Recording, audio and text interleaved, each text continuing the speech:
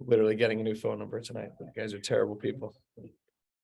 So we learned in our Mishnah, I should say a little bit more nicely. Well, I'm just annoyed now, but we're going to be nice. Good evening. Good evening.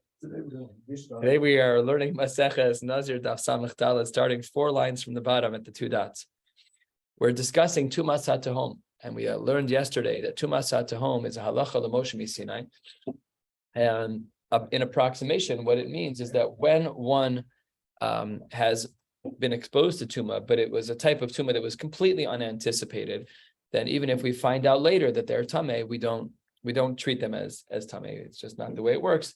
There's like a level of lack of knowledge that matters. This goes to one of the fundamental aspects of Hilchos Tuma, which is that it is not all rational up here in the cognitive space, because really, if we did that, then everyone would be Tameh Meis. At least most likely everyone would be Tameh Meis, Kohanim all over the world, but we don't know where Mesim are buried. So Tumas HaTehom Halacha l'Moshe Misinai, that you're not considered Tameh with this lack of clarity. And in our Mishnah, we gave a case that we're now going to analyze. And the Mishnah had said, Ketzad Yorad.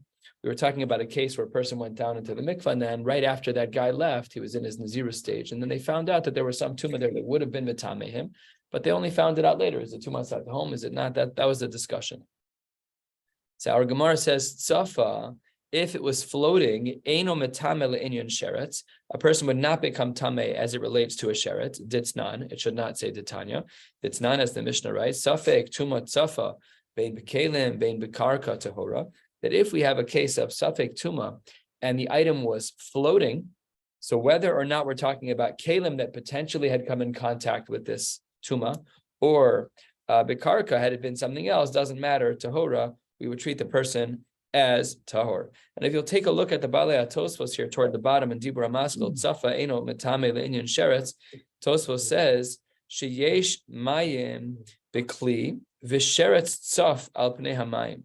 If you have water inside a kli and a sheretz is floating in the water, Safek naga b'kli, Safek lo naga, that is our case. In that case, tahora, because it's floating and it's not on the ground. Now, Reb Shimon disagrees with the opinion of the Tanna Kama, the very last line of Samach Gimel Amud Beis.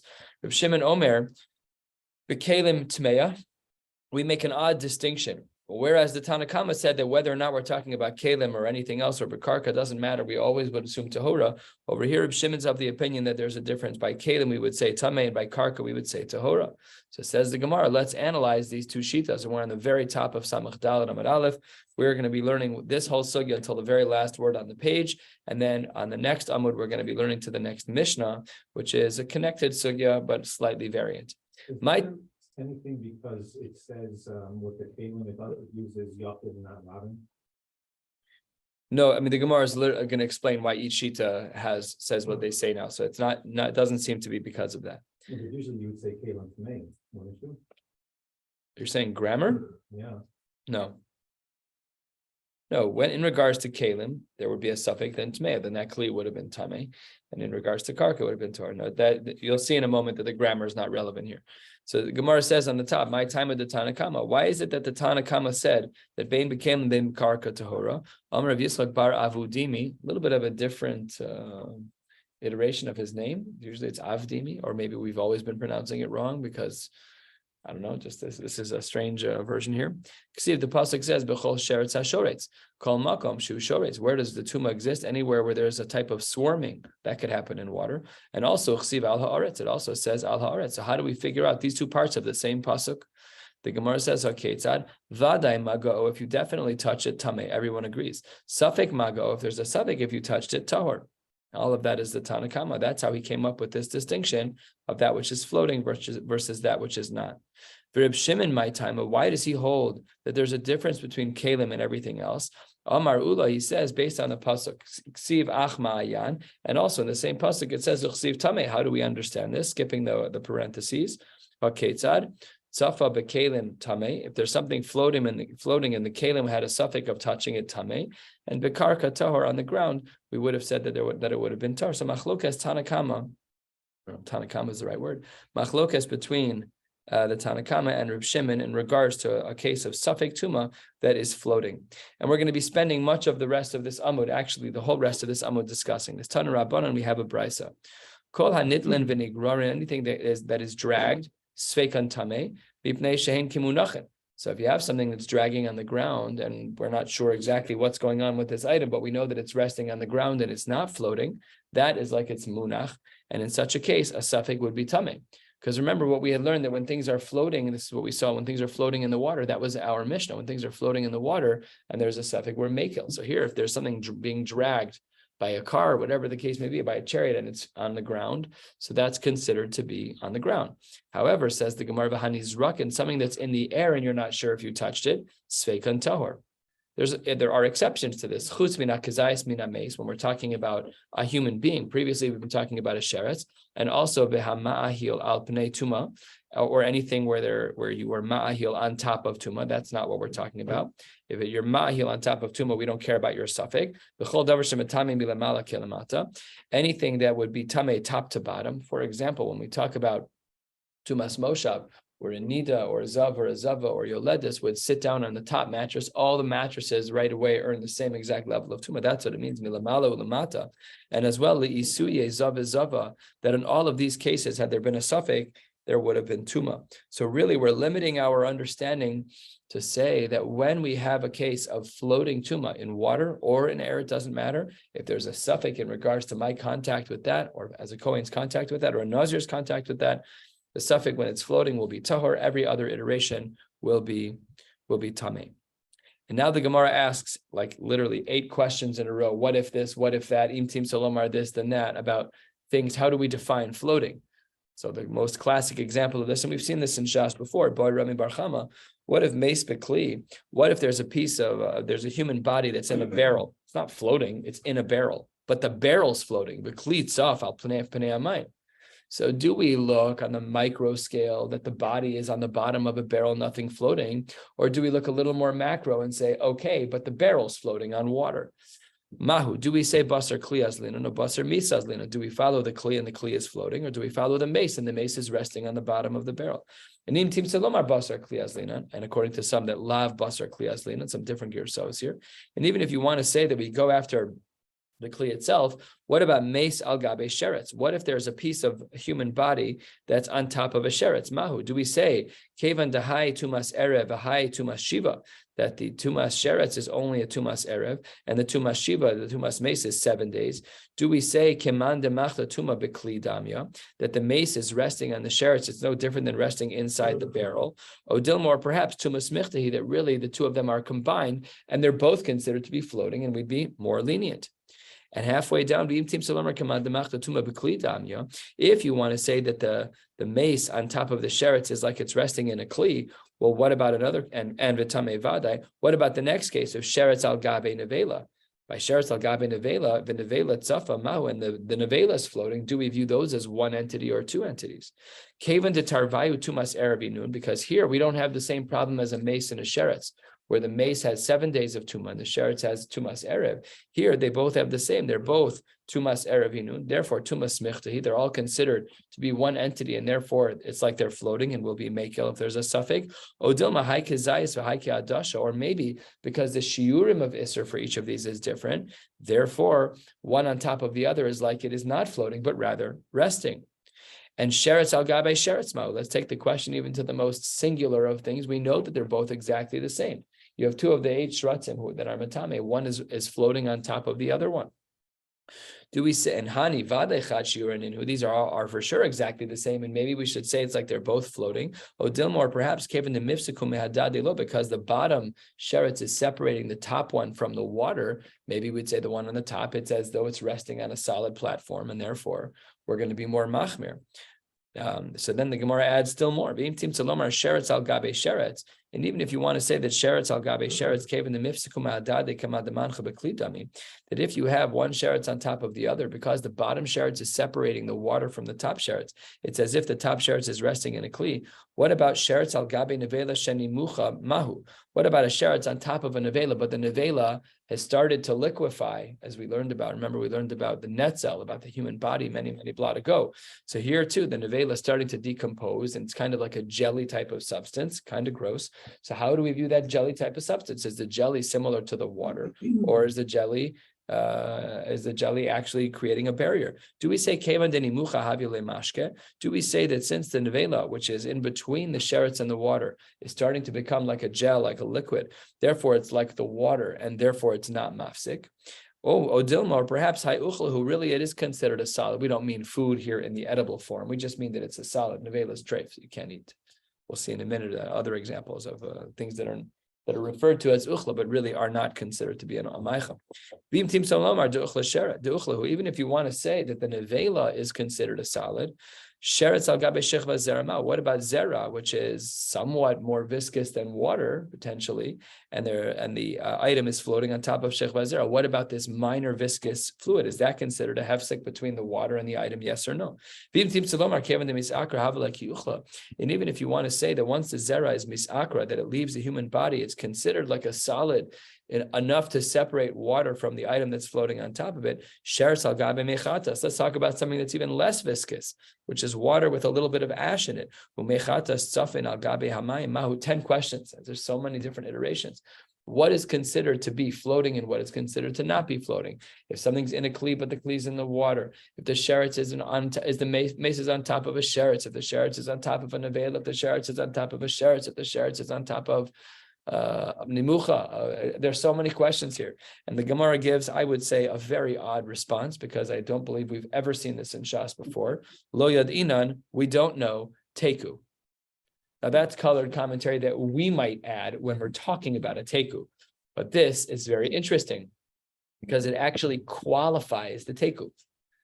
Lo yad inan, we don't know. It's not just that like it's impossible for us. We don't know. Maybe this implies almost that other people might know, which is usually what a kasha means. But okay, I don't think a lot of the yukim can be made from here. This is a very, very unique phraseology, and that brings us to the top of Samach Dalid Amud Beis.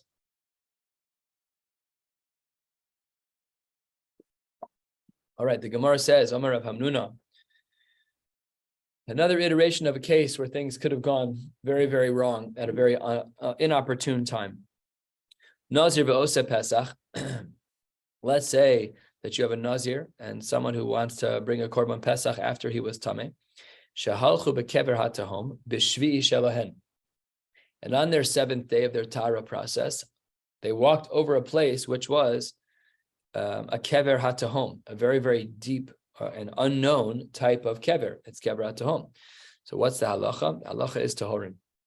That even though you walked over the kever hatahom, and some guy half an hour later does an archaeology project and he sees that there's a mace right where you walk, that's kever hatahom, we say tahorim.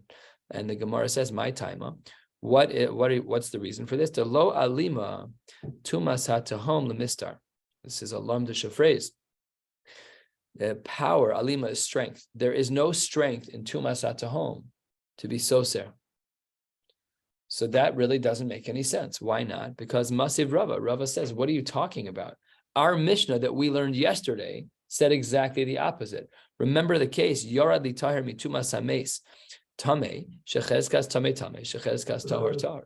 Yesterday we learned a scenario where we rely on the chazaka itself to become tameh, and if you're already tameh, then it won't make you any better because you started out tameh, and the chazaka, the tumas hatom, doesn't make you any better. And remember what that case was talking about, which was right before the haircut. So the Nazir did everything except for the haircut. What did we say in our Mishnah? We said bein kach u bein kach tameh, that the tumas hatahom does cause a problem. So why is it that in our Mishnah it seems that the tumas hatahom doesn't cause a problem for a Nazir who finished his 30 days but did not finish his giluach? Yet over here, Rav Hamnuna seems to say that on the Shvi Shalahan, they got to the right day. They didn't finish everything yet, as we'll soon see. Why then, over here, does it seem to be that the tumas hatahom is not strong enough to generate tuma? Omar lei. So Rav Hamnuna responds to Rava, Modina lach benazir shemachusar tiglachas. I'm maskim with you. The Mishnah is right, of course, that when we're talking about a Nazir who didn't get a haircut yet, I agree that it's stronger. But once you finished all of your obligations, so then the tumas hatahom is not powerful enough to undo your completed obligations. So Amar le Rava, I agree with you. Rav Hamnuna, you answered good. Af ana modina lach, I agree with you. And be'oseh Pesach, lo mechusar v'lo klum, especially in regards to the cases that were mentioned above, that once you finished all of your obligations, Once you've done with everything, you can't come back and say, Tumas at home, you really were tamei, and the whole thing has to start again. So when do we say that Tumas at home is powerful enough to cause a problem? Only before you finish your Tahara process. So if you're 9/10 of the way there, you didn't do your 10th step, Tumas at home, archaeology project, they say, Phil, nice try, you're a Nazir, but Tumas at home. You're right, before the Giluach, before my haircut, I got to start over. However, where you do check off all of the boxes, I did complete my Nazirus in its entirety. And then the archaeology project comes up, and then they say, Phil, you walked over Tumas at home. I said, no, it's too late. Tumas at home is not strong enough to affect me now because I've already done everything I need to do. Amar le Abaye, a brilliant and simple question, but there is one thing left for you to do. Remember our case of Rav Hamnuna, where he says it's B'Shvi Shelahen, it was on the 7th day. But what still has to happen after day 7? You need to wait for the sun to go down. Otherwise, you cannot eat kodshim. So says the Gemara, Amar le Abaye, v'hamechusar ha'erev shemesh. You are missing something. What was the whole argument that we just said? When do we say that Tumas at home is not powerful enough to mess you over? That's when you've completed your process. You already got your giluach. What about our case? You already went to the mikvah if you're in Osa Pesach, but you're not done yet in that the sun hasn't set. So you're only 9/10 of the way there. So why does Rav Hamnuna say that that the kever hatahom, that the Tumas hatahom isn't powerful enough? You're not done yet. It should have ruined you just like it should have ruined the Nazir who didn't get his haircut yet. You didn't finish with everything because the sun still has to set. So Amar Le, Rava says back to Abaye, you're right that you didn't finish with the hair of Shemesh, but Shimsha Mimela Arva. This we've seen in Shas before. The sun sets on its own. That's not something that you have to do. By Nazir, where you had to get a haircut, that's something that you had to do. And if you don't do that haircut and they find out about Tumas at home, you're messed over. I agree with you. But in our case, when we're talking about the Osa Pesach, he was Tameh, and on the 7th day, he went to the mikvah. He did everything right. And all he has to do is wait for the sun to set. That's not called not finishing your set of obligations. You're still considered done. The sun didn't set. You have no control over that. It's out of your grasp of affecting. You can't control the sun. The sun will go down when the sun will go down. Shalom Yisrael. There's nothing you can do about that. Such a good argument, says Abai, that he actually turned around and agreed to Rava.